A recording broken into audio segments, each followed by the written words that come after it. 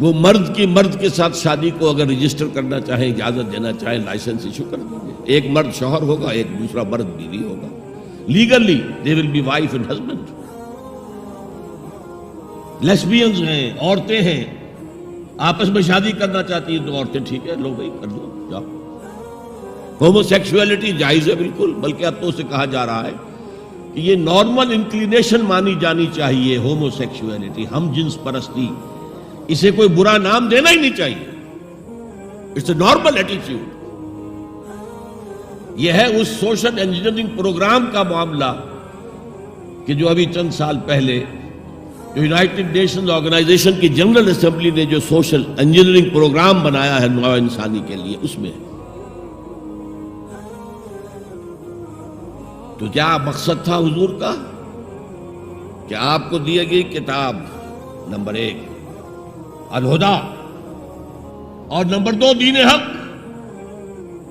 تاکہ دین کو غالب کرے. ایک پیارا سا خیال آیا ذہن میں. دیکھیے یہ آپ کا عام محاورہ ہے، ایک میان میں 2 تلواریں نہیں سما سکتی. ایک جگہ 2 دین نہیں ہو سکتے. مذہب 100 بھی ہو سکتے ہیں ایک جگہ پر. اس لیے کہ مذہب کو عام دنیا کیا مانتی ہے کہ مذہب کا تعلق صرف 3 چیزوں سے.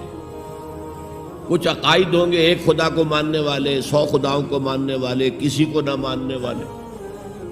کچھ عبادات کی رسومات ہوں گی، نماز ہے، روزہ ہے، یا پوجا پاٹ ہے، یا گرو گرنتھ سنگھ کا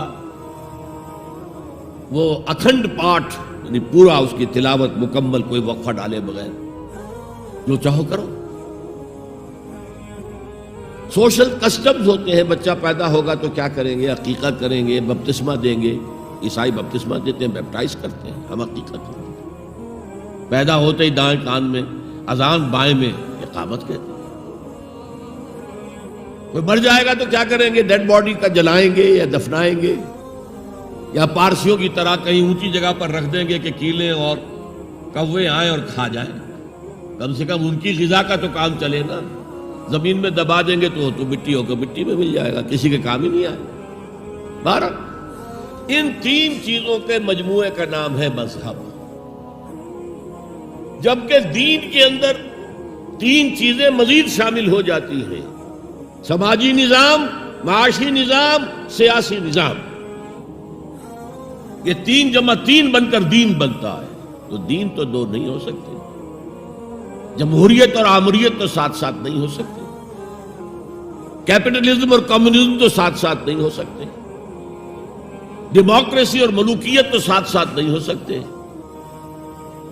اس اعتبار سے ایک مغلوب ہوگا، ایک غالب ہوگا. مغلوب مذہب بن جائے گا اور غالب دین ہو. آج دین جمہور غالب ہے. اور جو اقبال کا شعر ہے بڑا پیارا: بندگی میں گھٹ کے رہ جاتی ہے ایک جوئے کباب، اور آزادی میں بہرے بے قراں ہے زندگی. اگر دین آزاد ہے، غالب ہے، چھایا ہوا ہے، تو وہ ہے اصل دین، ورنہ وہ سکڑ کر مذہب بن جائے گا. ہم 60 سال پہلے دین انگریز پر تھے. حاکم کون تھا؟ کوئی بادشاہ کو ملکہ بیٹھا ہوا یا بیٹھی ہوئی ہے انگلستان میں. وائس رائے یہاں ایک ہوتا تھا اس کو، لیکن وہ حاکم نہیں تھا، ساورن نہیں تھا. ساورنٹی ان کی تھی، اصل حکومت ان کی تھی. ہز میجسٹیز گورنمنٹ یا ہر میجسٹیز گورنمنٹ، ان کی تھی حکومت. تو اس اعتبار سے دین کو غالب کرنا یہ بہت جان جوکھوں کا کام تھا. یہ نوٹ کر لیجیے آپ. دیکھیے تمام نبی اور رسول مبلغ بن کر آئے، داعی بن کر آئے، بشیر بن کر آئے، نذیر بن کر آئے، بشارت دینے والے کہ اللہ کے راستے پر آؤ گے فروح و ریحان و جنت نعیم. اور اگر انذار کرنے والے نذیر بن کر آئے، اگر غلط راستے پر جاؤ گے تو جہنم ہے. حضور بھی یا ایھا النبی انا ارسلناک شاہدا و مبشرا و نذیرا و داعیا الی اللہ باذنہ و سراجا منیرا. یہ جو 5 حیثیتیں ہیں یہ مشترک ہیں حضور میں اور تمام انبیاء میں. اگرچہ ہر حیثیت میں حضور کی اپنی شان ہے جس میں کوئی دوسرا نبی ان کے قریب نہیں آ سکے گا. قرآن مجید میں مرکب اضافی کی شکل میں اس دین کی نسبت یا بادشاہ مصر کی طرف ہوئی ہے یا اللہ کی طرف ہوئی ہے. ما کان لیاخذ اخاہ فی دین الملک. حضرت یوسف کے پاس علیہ الصلوۃ والسلام جب اتنے طویل عرصے کے بعد 11 بھائی آئے، ان میں بنیامین بھی تھا جو آپ کا حقیقی بھائی تھا، اسے اپنے پاس روکنا چاہتے تھے، لیکن جس بادشاہ کے تحت وہ سارا نظام تھا وہ بادشاہ تو نہیں تھے نا.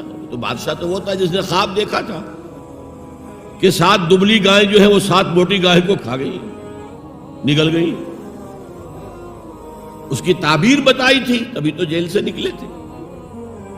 اب یہ کہ بہت بڑے افسر تھے، بڑے وزیر تھے، آپ انہیں جو چاہے کہہ لیں، لیکن بادشاہ تو نہیں تھے نا. نظام تو بادشاہ کا تھا، اور بادشاہ کے قانون کے مطابق وہ باہر سے آئے ہوئے کسی شخص کو اپنے پاس روک نہیں سکتے تھے.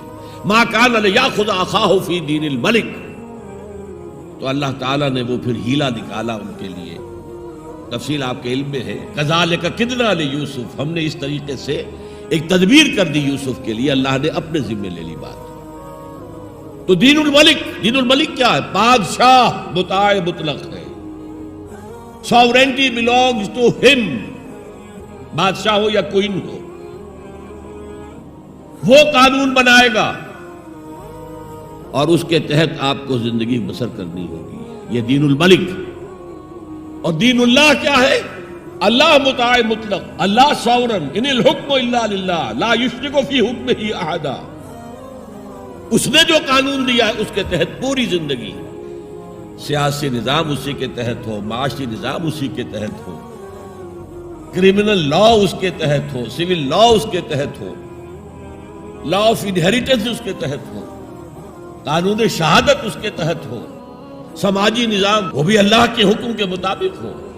تو وہ ہے دین اللہ. اللہ مطاع مطلق، اس کے قانون کے تحت پوری زندگی کا آ جانا. اذا جاء نصر اللہ والفتح ورأیت الناس يدخلون فی دین اللہ افواجا. جب اللہ کی مدد آ گئی اور فتح آ گئی، اور اے نبی آپ نے دیکھا کہ اب لوگ جوق در جوق آ رہے ہیں، فوج در فوج آ رہے ہیں، گروہ در گروہ آ رہے ہیں، قبیلوں کے وفد پر وفد چلے آ رہے ہیں اسلام لانے کے لیے. تو یہ کیفیت کیا تھی؟ دین اللہ میں داخل ہونے کا ان کا فیصلہ. اب ذرا سی ٹیڑھی بات آ رہی ہے. پوری دنیا میں دین جمہور، sovereignty of the people, not of God, sovereignty of the people.